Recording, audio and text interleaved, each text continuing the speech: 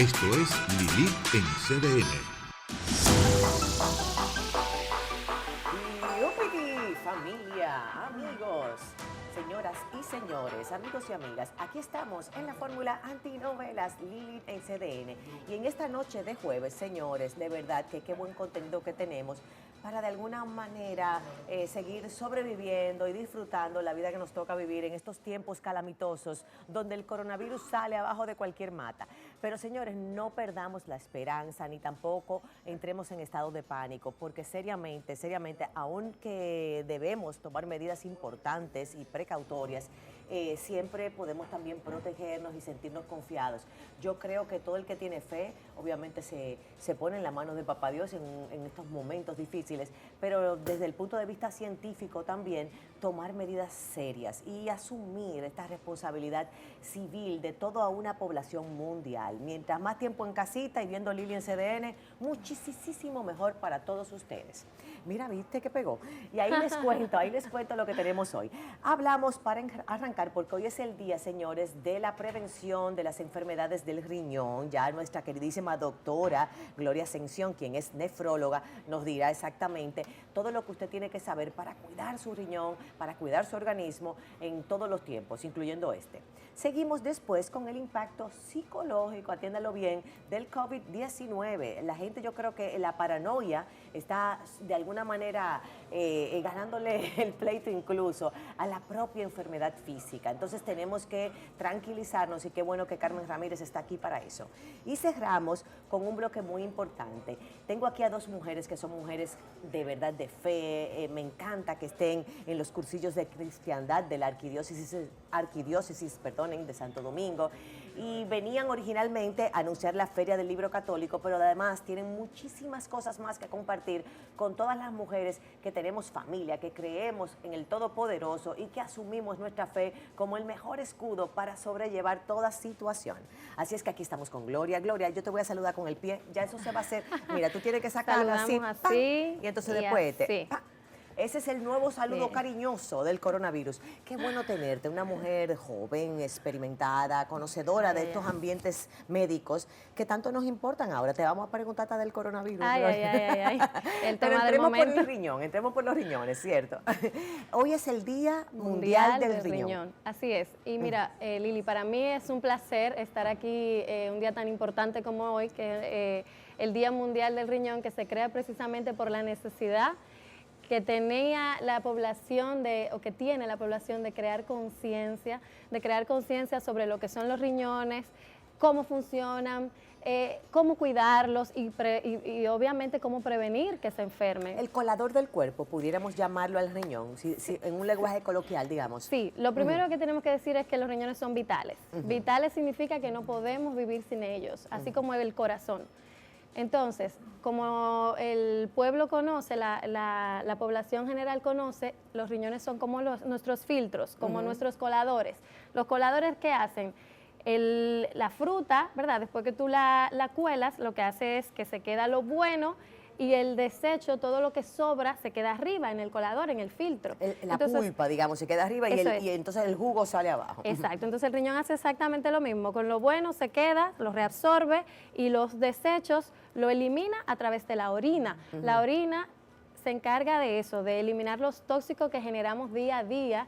Y, o sea, el riñón produce la orina, que es quien elimina los tóxicos, y también eliminamos el agua, el exceso de agua que generamos también día al día, cuando bebemos, cuando comemos, y tú generamos sabes que agua. últimamente pienso yo que se trata de concientizar a la gente de que se hidrate, de que beba agua constantemente, pero se nos olvida, o sea, estamos deshidratados realmente en la mayoría de los casos. Y ¿cierto? más en un país tan tropical como el nuestro. Con tanto calor, que uno suda en cantidad. Eso es. Pero fíjate, dentro de las funciones del riñón son múltiples, no es solamente el filtro, o sea, también nos ayuda a regular la presión arterial, es decir, que tú si tienes problemas de riñones puedes empezar a tener problemas de presión alta. Claro. Nos ayuda a regular la anemia, es decir, produce hormonas que permite que se fabriquen los glóbulos rojos. O sea, hay hormonas que se fabrican en el riñón, Sí, en los riñones, digamos. Ajá. En los riñones. Se llama eritropoyetina, que es la que permite que se fabriquen los glóbulos rojos y así evitar, ¿verdad?, que tengamos anemia por la enfermedad renal, por la insuficiencia renal. ¿Qué nos pasa en República Dominicana, Gloria? Doctora Gloria, que se sepa. ¿Por qué tenemos situaciones de diálisis o de riñones comprometidos? O sea, ¿cuáles son esos hábitos negativos que estamos asumiendo? Mira, lo primero es, y lo que más nos preocupa como nefrólogos, es que la enfermedad renal es silenciosa. ¿Qué quiere decir esto? Que no tiene síntomas, no presenta síntomas sino hasta el final ni un de la dolorcito, enfermedad. ni nada. Claro, porque eso es lo típico. La gente dice, voy al nefrólogo cuando me duelan los riñones o voy porque me están doliendo. Y los riñones no duelen, no suelen doler. Que la gente cree Ese que es el problema. como ahí, en la base de la espalda, Si digamos. duelen, no tiene que ver con eso, Si ¿no? duelen es porque puede haber piedras, puede ser que haya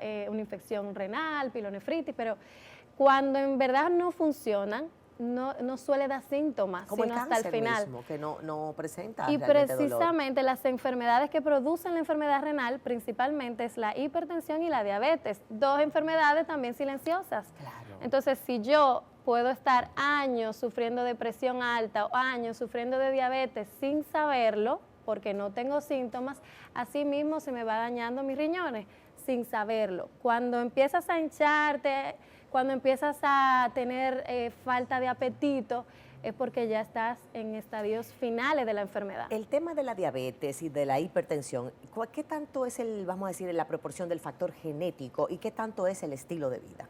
¿Dónde debemos prestar atención, digamos? Eso es fundamental porque claro que ambas, tanto la hipertensión esencial, que es la más frecuente, como la diabetes tipo 2, que también es la más frecuente, ambas tienen un componente genético importante.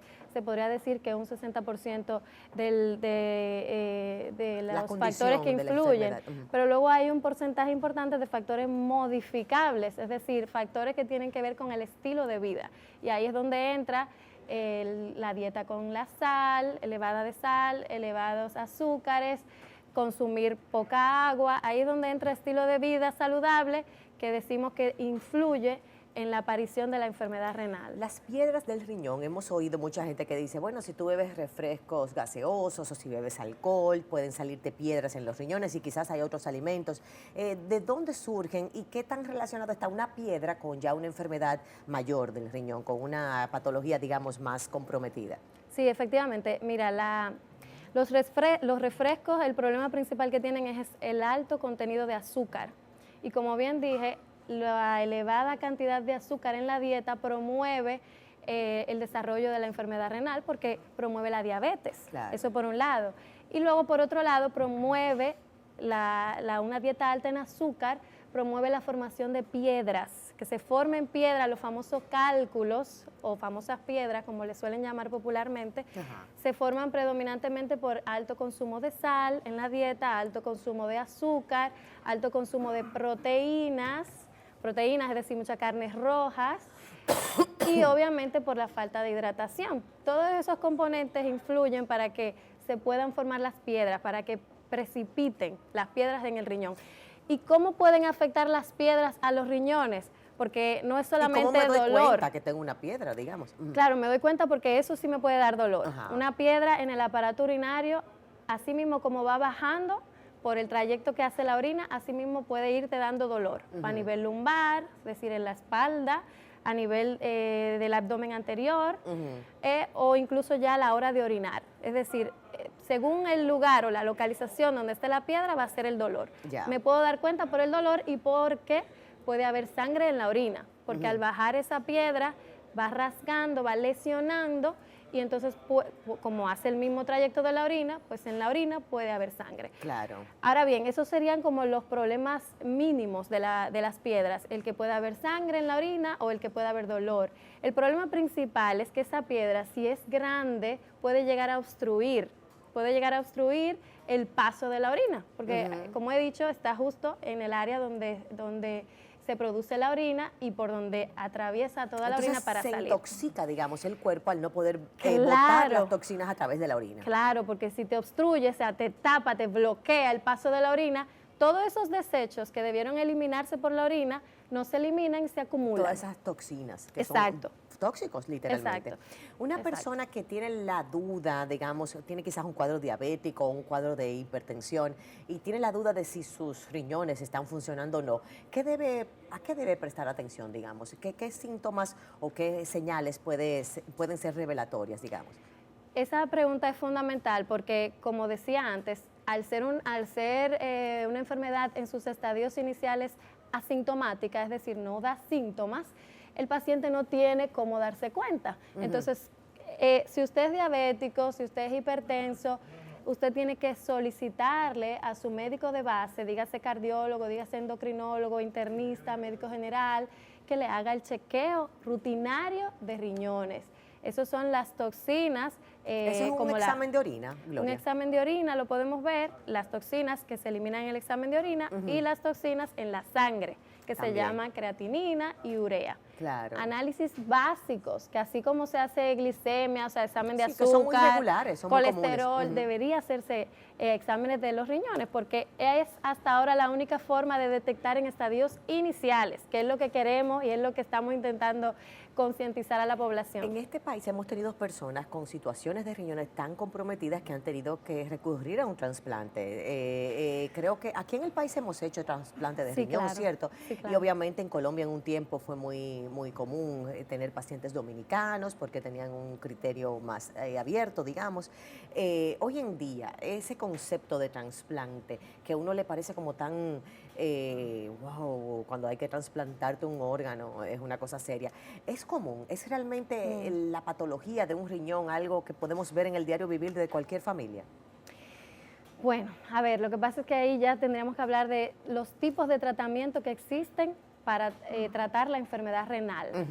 ¿Cómo puedo tratarla? Aunque al final no hemos hablado de los síntomas, porque te decía que sí pueden aparecer síntomas, pero ya en estadios finales de la enfermedad, que es cuando habitualmente nos llegan a la consulta, y es una pena, porque nos llegan y ya lo único que tienes que decirle es, tengo que darte un tratamiento sustitutivo porque tus riñones ya no funcionan. Y el tratamiento, existen 3 tipos de tratamientos sustitutivos: la hemodiálisis, la diálisis peritoneal y el trasplante renal. Yo soy la coordinadora nacional de diálisis en el país, entonces te puedo hablar de que existe accesibilidad para ambos tipos de diálisis en nuestro país, es decir, a nivel público el paciente tiene acceso total, puede elegir la hemodiálisis como puede elegir la diálisis peritoneal. Eso es a elección del paciente y obviamente con el criterio médico de cuál sea la que más le convenga. Pero luego el trasplante renal está demostrado que es el tratamiento sustitutivo que le ofrece mayor supervivencia al paciente. Y normalmente cuando hay esos trasplantes, he entendido que lo primero que se hace, obviamente como hay un banco de órganos limitado en nuestro país, es que se chequea o se busca si hay compatibilidad entre aquellos familiares cercanos, ¿cierto? Por el tema genético. Claro, claro. El trasplante renal es un tratamiento un poco más complejo, precisamente porque necesita de pruebas, de valoración de compatibilidad. Y lo más importante con el tema del trasplante es que todavía aquí hay muchos mitos y hay mucha cultura, hay una poca cultura de donante, de donación. Ese es el gran problema. Ese es el gran problema, por eso no vemos cifras altas de donantes ni de trasplantes de órganos, porque principalmente por esa cultura. Si no hay el órgano, ¿cómo tú si no está el insumo, cómo vas a crear el producto? Claro, la mentalidad, o sea, hay gente que no sabe que usted, si usted tiene un familiar en diálisis, usted puede, si sus riñones funcionan y si sus riñones son compatibles con esa persona, que puede ser un familiar, puede ser un hijo, un sobrino, su madre, una madre, si ustedes son compatibles, usted puede donarle un riñón y perfectamente vivir con un solo riñón. De hecho, Gloria, tenemos aquí casos de hermanos que han sido donantes de hermanas y han salvado la vida. Hemos visto varias historias muy lindas. Y sé que en la Plaza de la Salud en su momento se han desarrollado muchas iniciativas de ese aspecto. Pero como tú bien señalas, la cultura de donación, que es algo que debemos reforzar como medios, como población civil, como un conglomerado, es vital. Porque a veces tú dices, se murió este muchachito joven, tuvo una dificultad o esta persona en salud y esos órganos, en lugar de incinerarse o llevarse a una tumba, pudieran salvar la vida de alguien más.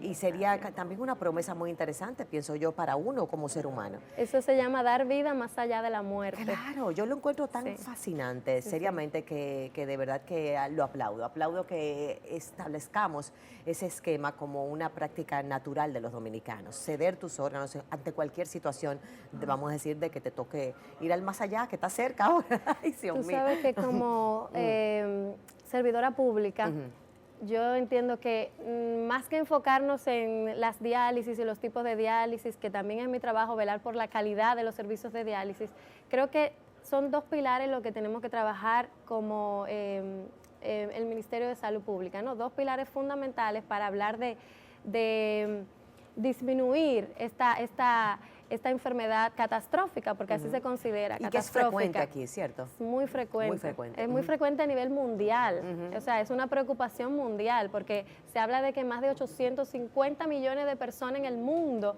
sufren de algún tipo de enfermedad renal. Y en este país tenemos más de 4.000 personas en diálisis. Wow. Entonces, es muy lamentable cómo nos llegan tarde y no hay forma ya ni de prevenir ni de evitar que progrese, porque ya en estadio final lo que hay que hacer es dializar. Entonces yo te decía que los dos pilares fundamentales son prevención de la enfermedad renal, es decir, trabajar la atención primaria, trabajar para evitar que desarrollen la enfermedad, evitar que hablemos de la enfermedad, y una vez que llegó la enfermedad... Y esa prevención, perdona Gloria, es a través de la alimentación, básicamente. Bueno, hay muchos factores. Podemos hablar de prevención primaria, ahí hablamos de estilo de vida, lo que hablábamos al principio. Estilo de vida saludable implica una dieta baja en sal, porque la sal sube la presión y la presión es una de las causas principales de la enfermedad. Digamos. Eso es. Igualmente pasa con la dieta baja en azúcar, porque el azúcar te puede producir la diabetes, que es la primera causa de entrada en diálisis. 3, la hidratación correcta, adecuada. Se habla de 2 o 2.5 litros al día, incluso en el hombre de 2.5 a 3 litros al día, que veo aquí sí, la aquí mayoría. Están atentos los muchachos. Son hombres. Evitar automedicarse, fundamental, porque la gente le encanta eso de, tengo un dolor de barriga, yo me voy a beber lo mismo que se bebió mi vecino, entonces, o si no, me duele la cabeza y me voy a beber algo por si acaso me duele mañana. ¿Cuáles síntomas son esos que te dicen, bueno, es del riñón el asunto? ¿Cuáles son los síntomas particulares, digamos? Claro, ahí ya sería cuando está avanzada la enfermedad, que aparecen los síntomas. Porque tú lo habías dicho, que no presenta ninguna sintomatología. Al principio nada. Al principio nos damos cuenta por los análisis, porque puede haber anemia, puede haber pérdida de proteína en la orina y puede haber por eso orina espumosa. La orina espumosa siempre tiene que llamarle la atención, mucha espuma en la orina. Pero ya los síntomas graves, retención de líquido, la persona empieza a hincharse los pies, se hincha el abdomen y lo más peligroso es que ese líquido se vaya al pulmón, que muchas veces nos llegan a la emergencia es precisamente porque no pueden respirar. Y al final es un asunto del riñón. Y creen que es un problema del pulmón, pero la retención de líquido es por el riñón.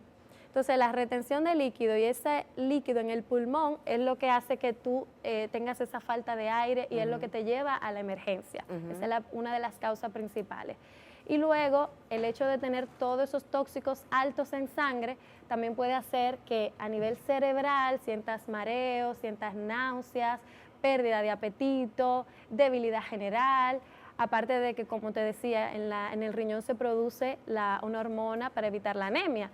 Por tanto, si me fallan los riñones, voy a tener anemia y voy a tener debilidad propia de la anemia. O sea, no tengo defensas y cualquier enfermedad me puede dar duro, porque tengo bajos niveles de glóbulos rojos y de Así es la anemia. Explícame, porque yo no sé, yo estoy pensando. Sí, esa es la anemia, Bajos glóbulos rojos, esa es la anemia. Claro. Y entonces la defensa, vamos a decir, comprometida, que si te da una gripecita y tú tienes anemia, obviamente te da más duro. Eso sobre todo si hay mucha pérdida de proteínas, porque esas defensas son proteínas. Entonces, si pierdo proteínas por la orina, estoy perdiendo mis defensas. y ese grupo de pacientes en concreto es el que puede tener más tendencia a desarrollar infecciones. Como doctora, Gloria, tenemos que aprovechar, tengo un ambiente donde estamos hablando todo el mundo del coronavirus. Y yo sé que Y obviamente tu estamos. especialidad, que se sepa, que es nefróloga, o sea, es un asunto de riñones, pero obviamente nos toca a todos, como toca a mujeres, como señores, como Ciudadana. seres vivientes, literal. ¿Qué dices tú como doctora? ¿Cuáles son esas cosas que tú entiendes que la población dominicana debe manejar para manejar tanto el pánico como la seguridad física? Mira, es fundamental trabajar el pánico que ahora mismo se está viviendo en nuestro país por el tema, que no es ajeno a ningún doctor ni a ningún ciudadano del mundo, porque estamos hablando ya de una pandemia. Entonces, es un virus que ya como todos han leído, todos saben, es un virus muy parecido al de la influenza, te puede dar síntomas muy parecidos a la gripe, tos, fiebre, puede haber incluso falta de aire. Pero no tiene humedad, o sea, es como una tos seca, ¿cierto? Suele ser una tos seca y fiebre predominantemente en la mayoría de los casos. Pero, ¿cuál es el problema principal? Las personas que tienen factores de riesgo para que se pueda complicar el virus. Porque si es... Que la diabetes es uno de los factores. La diabetes, la edad, mayor de 60, 65 años, que tenga alguna enfermedad de base, dígase diabetes, dígase cáncer, la misma dígase hipertensión VIH, se ha mencionado también. La misma hipertensión, pero en general porque son medida. factores de riesgo cardiovasculares. Entonces, sobre todo la edad y el tema de que haya defensas bajas por alguna enfermedad puede hacer que tú sufras una de las complicaciones más temidas, que son la neumonía, o que desarrolles insuficiencia, o sea, incapacidad para respirar, que tengas que desarrolles síntomas graves que te hagan ir a cuidados intensivos. Pero lo normal, ya se ha visto que la tasa de letalidad es muy baja. Entonces, si usted tiene sus defensas buenas, si usted se hidrata bien, si usted se alimenta bien, no tiene ninguna enfermedad de base, usted puede darle el coronavirus, pasar los síntomas, incluso puede pasar sin darse ni cuenta, asintomático, o síntomas leves incluso. Entonces, ¿qué tenemos que hacer? Las medidas de prevención que ya nos han contado frecuentemente. Yo siento que es una invitación a evitar lo lúdico en estos momentos, de verdad. O sea, es como evita los conciertos, evita los restaurantes, evita las actividades lúdicas y quédate tranquilo en tu... Vamos a rezar que estamos en cuaresma. Pero seriamente, de verdad, es una cuarentena en cuaresma lo que nos toca. Sí, es una cuarentena en cuaresma. Gracias a la querida doctora. Ay, perdón, yo te voy a dar la mano, Gloria, pero es que no se puede. Gloria Ascensión, nefróloga, que viene siempre aquí a contarnos tantas informaciones importantes sobre la salud de su riñón y también en general sobre la salud de todos los dominicanos. Qué bueno, de verdad, que el ambiente público tiene figuras y profesionales como tú. Vamos a una pausa y regresamos con el impacto psicológico del coronavirus. Señores, no se ponga loco, que sigue vida después del túnel. Vamos a una pausa y volvemos.